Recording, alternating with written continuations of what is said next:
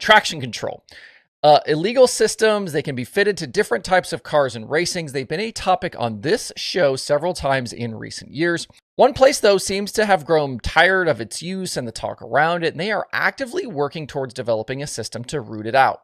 And I wanted to spotlight this today because this will be a place to watch in the next year or couple of years.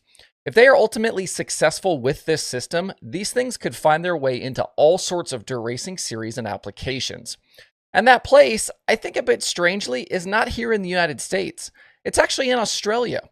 The Sprint Car Control Council and various teams and officials have been working on a system that mounts to the chassis near the driver, and it plugs directly into the car's wiring harness, and it logs anything that might be suspicious.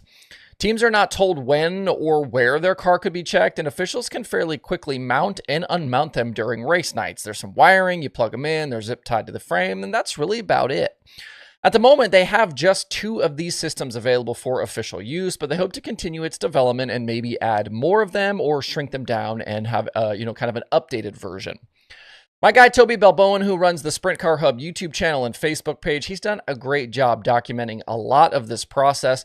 And in recent days, he posted a video with the National Tech Officer of the Sprint Car Control Council. His name is Alan Bain.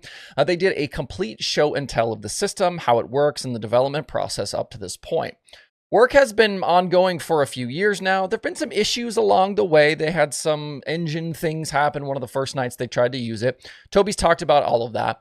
But the system has been given the okay by several Australian engine builders. There's been some tweaks to it. It's been used here and there around Western Australia. And WA, obviously home to the Perth Motorplex. As Bain says, the system is looking for, quote, any illegal movement in spark timing. To develop the system, the SCCA worked with several sprint car teams during some testing sessions to understand the process. They actually purchased some of the available traction control setups that are available and then built from there.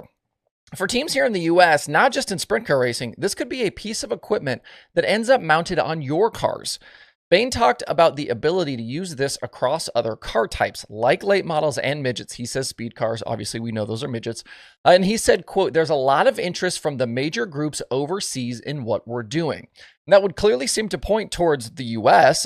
So we could be talking about World Racing Group with the World of Outlaws. We could be talking about USAC, maybe High Limit, and others.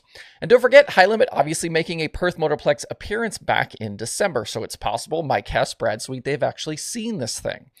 There are different methods for implementing traction control, and at the moment, this system focuses on just the ignition, but it seems as though it's a solid start at trying to rein this problem in. How pervasive traction control really is, I don't think anybody knows.